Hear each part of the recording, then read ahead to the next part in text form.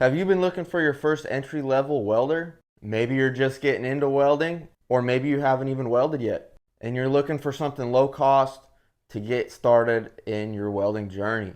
If that sounds like you, stay tuned because we might have your option here today. What's going on, everybody? If you've seen my videos before, good to see you back, and if you're new, welcome to my channel. My name's Josh Washburn of Washburn Fab Co, and today we're going to be taking a look at a Best Arc fluxcore welding machine.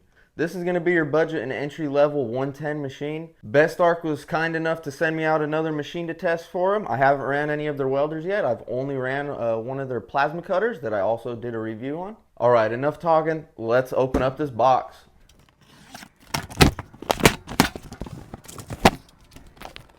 This is the Best Arc MiG 145. This is the 7th generation here. It has a list of all the specs, but I'm going to just take it out the box and show you guys.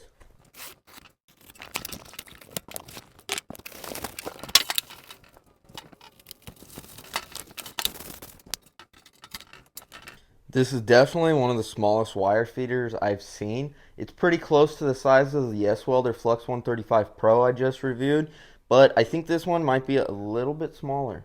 Alright, I want you guys to check this out. I have never seen a welding machine open up like this. Usually they have a drop down on the side. This one's on the top. You just open up those levers and open it up here, and you can see all where your spool is and your drive roll. That's kind of cool, honestly, because sometimes putting in your drive rolls or messing with feeding your wire, when it's on the side panel, it's kind of hard and trapped in there. This is super open. You know, it's real easy to get in here and do whatever you need to do. Oh, and did I mention I'm going to be doing a giant giveaway at 3,500 subscribers. We're giving away a Yeswelder Flux 135 Pro that I reviewed previously. We're also giving away a Yeswelder Cut 55 DS Pro. Also have a review for that one. Both those reviews will be linked in the description down below. To enter those giveaways, make sure to check out those videos to be entered. We're also going to be giving away this machine. It's a 110 machine. I don't really use 110 machines. We have 220 power here. I have 220 on my generators. So we might as well give it away to somebody that'll use it instead of it sitting on my shelf. We're going to try something new with the giveaway for this machine. We're actually going to do this giveaway through Instagram. So I'll have my Instagram linked down below in the description, and it will tell you what to do on how to enter that. I'm also going to do some extra entries for this giveaway for anybody that buys merch on our website. We have 3 new items on our website. We have shirts, sweatshirts, and these hats. Check out these hats. I really like these.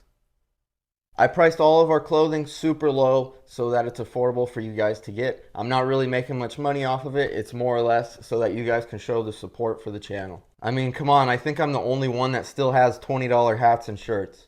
All right, let's get back into it. We're going to open up this other box and see what we have.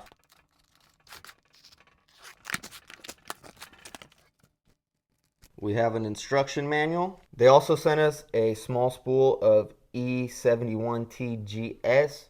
It says the size is 1 millimeter, which I believe is 040 wire, which I've actually never seen in person. I think it's more of a metric thing to run 040 because in the States we're usually running 045 or 035. But it comes with tips for both of them, so should be fine there. We have a standard ground clamp. This looks like every ground clamp that I've ever seen that comes from a budget machine. They're all kind of the same. Comes with a nice stick welding stinger. This is actually a little nicer than I thought it would be for this budget of a machine. It has a carrying strap so that you can carry this machine around. I've never done that in my life, but you know, somebody might find that useful. It comes with some extra contact tips and some more drive rolls. It has a 0.9 millimeter drive roll, which is 4035. It has a 0.8 drive roll, which I believe is 030. I don't use wire that small. It also comes with a couple different contact tips. I'm not sure if these are like universal from another brand that you can buy it at a local store. They don't look like it to me. You might have to purchase these online. Here's something that you never see out of American machines. At least I haven't. They always have this little contact tip tool. It's not common in the US, I don't believe. So here's our MIG whip. This is actually relatively short. I think this is the shortest whip I've ever seen. So maybe you are going to need this strap to carry around to use it. But it's small and lightweight, so it's not really that big of a deal. Especially if you're maybe just setting it up where it's on your workbench and you're just leaving it there. It's not that big of a deal. Here's the actual whip itself. It says it's 180 amps. which is more than enough for this machine, I'm sure. The thing I do not like about these machines from overseas is a lot of the times these are not threaded. I know even Australia runs this stuff, but I can't stand these. They just kind of fall off. But good news is this is not a MIG machine. We don't need a nozzle or gas shield, whatever you want to call it, anyways, because we're running fluxcore. So this is no big deal for this machine. All right, let's get her hooked up and see what kind of options we have on this interface.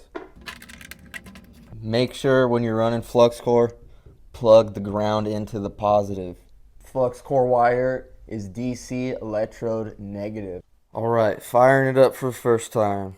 On the left side here, you can't really see it, it's underneath the whip. We have our selection for our wire size. I'm gonna put that on 040. On this side, we got an option to select MIG, TIG, or stick. We're gonna be running it under MIG, and gasless is our only option up there under MIG. It has a 2T or a 4T trigger pull, which basically means a 2T is you pull the trigger and you let go and it stops. And a 4T, you pull the trigger, you let go, it starts. You pull the trigger, let go again, and then it stops.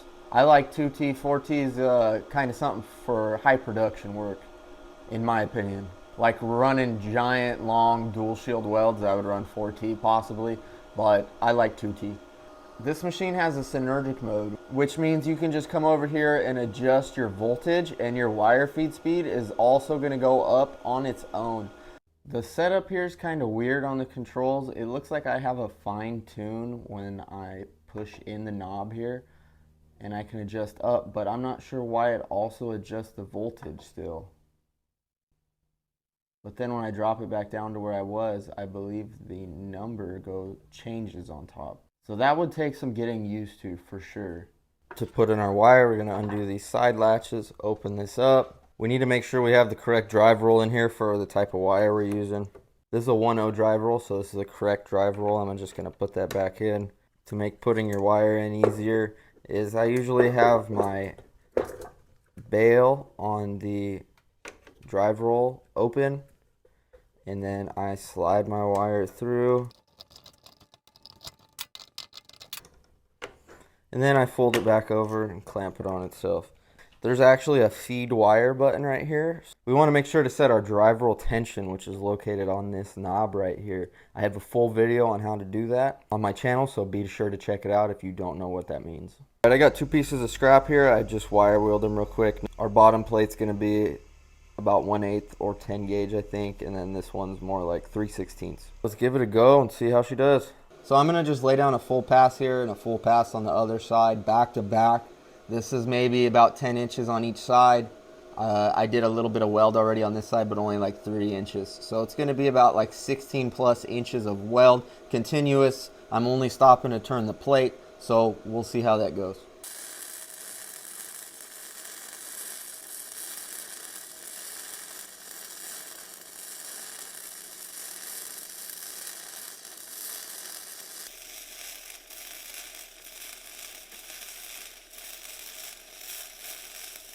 Time to knock the slag off, take a look, and give you guys my final thoughts. So it actually welds pretty good. There's some humps here that looks like it's just slag that's still left over.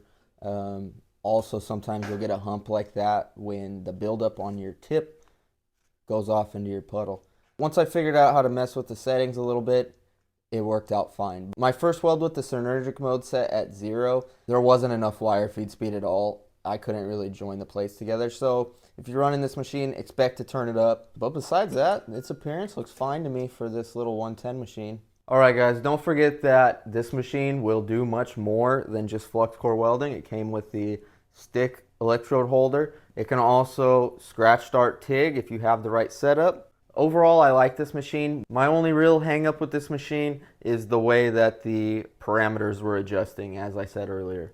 But besides that, it seems like it's a great first machine. If you're just getting into welding, I'm sure you could figure it out. Once you kind of fine tune your parameter up a little bit so that your wire feed speed is always higher than the baseline wire feed speed, then your adjustments for voltage are just going to be already with that added wire feed speed to it. If you would like to purchase this machine, I will have a link down to my Amazon affiliates account where I have this machine and every other machine that I've ever reviewed. on my Amazon page. Be sure to check out my website. It'll be linked down below, and you can use code YT10 for 10% off the entire shop, anything you see there. Don't forget about the giant giveaway we're doing at 3,500 subs. Make sure you're entered. All right, thanks for watching, everybody. We'll see you guys next time.